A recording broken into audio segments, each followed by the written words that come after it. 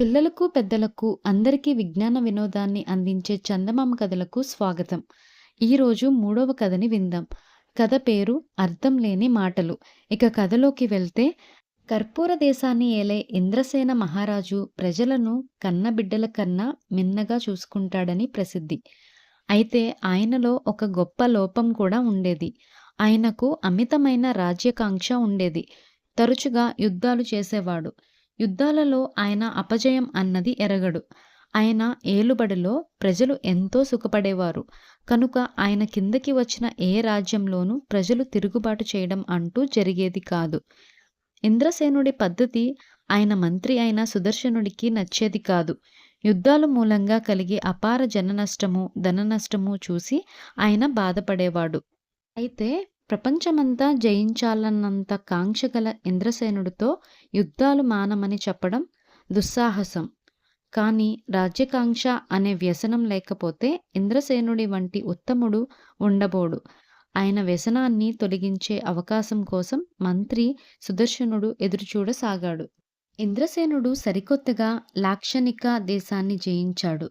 ఆ దేశాన్ని పాలించిన సులక్షణుడు అనే రాజు యుద్ధంలో ఓడి పారిపోయి తన దేశానికి పొరుగున ఉన్న సౌగంధిక దేశపు రాజు భీమసేనుడి శరణు జొచ్చాడు.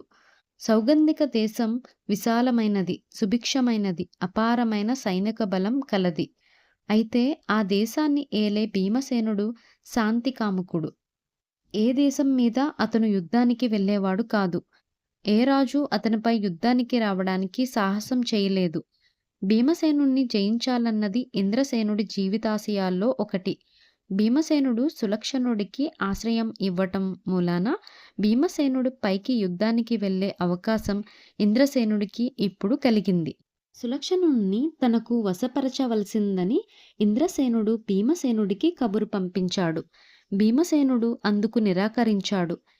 ఈ మిష మీద ఇంద్రసేనుడు భీమసేనుడితో యుద్ధం చేయడానికి సన్నాహాలు ప్రారంభించాడు.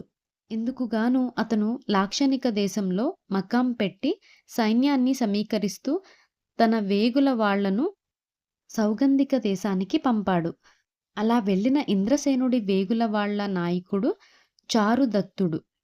ఈ లోపల భీమసేనుడు చేతులు ముడుచుకుని కూర్చోలేదు. ఇంద్రసేనుడి రాజ్యకాంక్ష భీమసేనుడికి తెలుసు. ఇంద్రసేనుడు చాలా రోజులుగా లాక్షణిక దేశంలోనే మకం చేసినట్టు కూడా ఆయనకు తెలుసు. అందుచేత ఆయన తన చారులను రుద్రుడు అనే సముద్రుడి నాయకత్వం కింద లాక్షణిక దేశానికి పంపి ఇంద్రసేనుడి ఎత్తులు తెలుసుకోవడానికి ప్రయత్నించాడు. రుద్రుడు వేగు విద్యలో ఆరితేరినవాడు. అతను లాక్షణిక దేశానికి బయలుదేరే ముందు సులక్షణుణ్ణి కలుసుకుని లాక్షణిక దేశంలో ఆయనకున్న మిత్రులెవరో వివరంగా తెలుసుకున్నాడు. కానీ అందువల్ల లాభం లేకపోయింది. దానికి కారణం ఉంది. ఇంద్రసేనుడి చేతిలో ఓడిపోయిన సులక్షణుడు పరిపాలనలో సమర్థత ఏమీ లేనివాడు.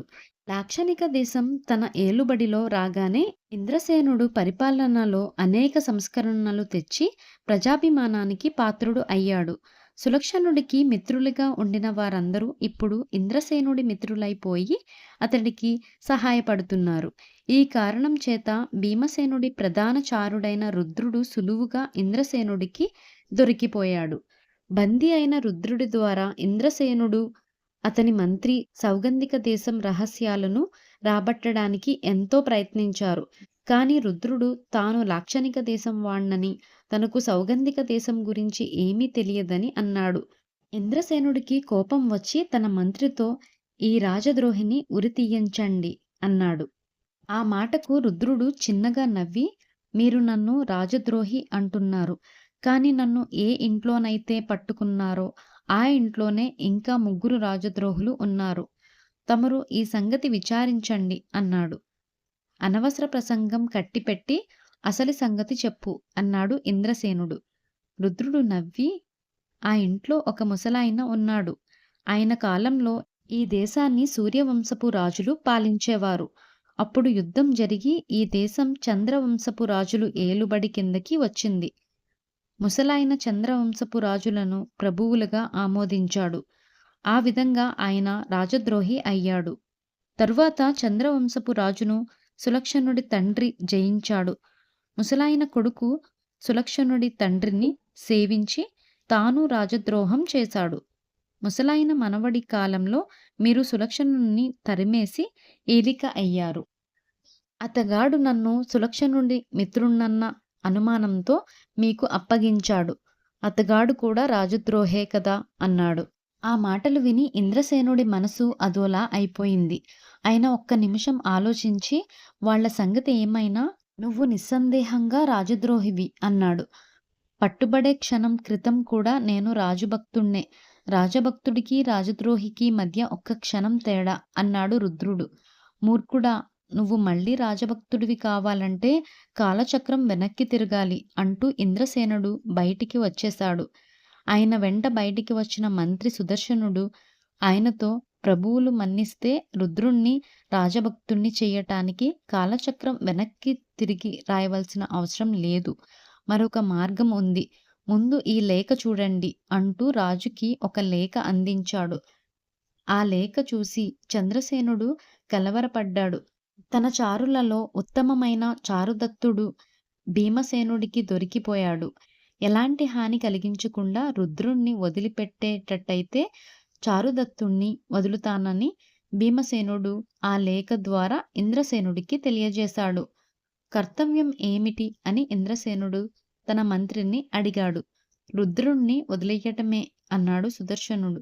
ఇతన్ని రాజభక్తుడిగా మార్చడానికి ఏదో మార్గం ఉందన్నావు అని ఇంద్రసేనుడు జ్ఞాపకం చేశాడు.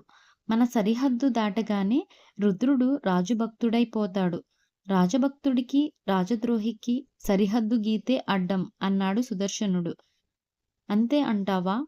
అయితే నేను చేసే యుద్ధాలు అన్నాడు ఇంద్రసేనుడు. నిష్ప్రయోజనం. ప్రభు ప్రజలకు ఏలుబడి ముఖ్యం గాని ఏలిక కాదు. రాజద్రోహి అన్న మాటల్లాగే మన దేశము పరదేశము అన్న పదాలు కూడా అర్థం లేనివి. యుద్ధం చేసి మీరు సౌగంధిక దేశాన్ని మీది చేసుకోవాలనుకుంటున్నారు. అందువల్ల రక్తపాతము, అమాయకులు బలి కావడం తప్ప ఏమీ జరగదు. మీ కోరిక తీర్చుకునే మార్గం మరొకటుంది. భీమసేనుడి మైత్రి అన్నాడు మంత్రి సుదర్శనుడు. ఇంద్రసేనుడికి తన మంత్రి మాటల్లో గురి కుదిరింది. ఆయన రుద్రుణ్ణి వదిలిపెట్టి భీమసేనుడితో స్నేహసంధి చేసుకున్నాడు. చారుదత్తుడు నిజంగా పట్టుబడలేదని తెలిసింది. కాని ఆ అసత్య వార్త తన మంత్రి కల్పించిందేనని ఇంద్రసేనుడు ఎరగడు. అర్థం లేని మాటలు అనే కథ ఇక్కడితో సమాప్తం. మరొక మంచి చందమామ కథతో మళ్ళీ కలుద్దాం. ఈ కథపై మీ అభిప్రాయాల్ని కామెంట్స్ ద్వారా తెలియచేయండి. మరిన్ని అద్భుతమైన చందమామ కథల కోసం మన ఛానల్ని సబ్స్క్రైబ్ చేసుకోండి. ధన్యవాదాలు.